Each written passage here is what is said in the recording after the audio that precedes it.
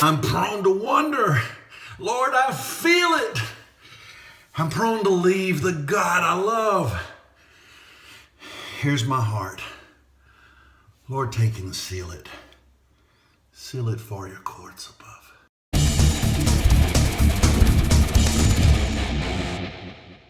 Eating lunch today with a buddy of mine named Stan. He's telling me this story, and I told him, I said, I've just got to be able to get this story worked into a podcast somehow, and it's perfect for what I want to talk about. Inky and Blinky. He's got a cat named Blinky that is a pet, a household pet. He's got a bird named Inky. True story. Inky is a blue parakeet, and it actually learned to talk. He would say things, he would talk around the house, and it was kind of a common thing with this little bird. Well, the bird got to where it would call the cat. It would say, pretty pussycat, and the cat would come running in there, and it would just taunt it from behind the bars, just taunt it and let it know, and it would say, here pussycat, and it'd come running across the house. The cat would come running looking for who's calling it, and there would the bird be, and the bird would be doing like this. Well, you probably could go ahead and finish the story if I just stopped right there, but I'll go ahead and tell you what happened. The cat, they were out of town. The cat and the bird were left with friends that didn't realize that the bird knew how to open the door of the cage. And sure enough, Inky opens the door of the cage. It climbs out on the outside of the cage, and it says, here, pussycat, and here comes the cat. No more bird. How real is that story when it comes to our life? I mean, really? It's just like us, right? We think, what a stupid bird. The stupid bird was smart enough to learn how to talk like a human, but yet it called its own killer. I thought about naming this podcast, Calling Your Killer.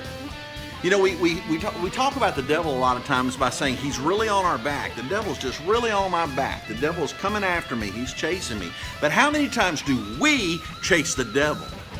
How many times do we go after him? Right? Prone to wonder. Lord, I feel it. Prone to believe the God that I love. My buddy Stan, he says, we run into the arms of death with glee. We do. How many times have we sat down in front of a computer knowing that we were going to be looking at something we shouldn't? How many times have we poured a bottle? How many times have we called a number that we shouldn't have? How many times do we run after the sin?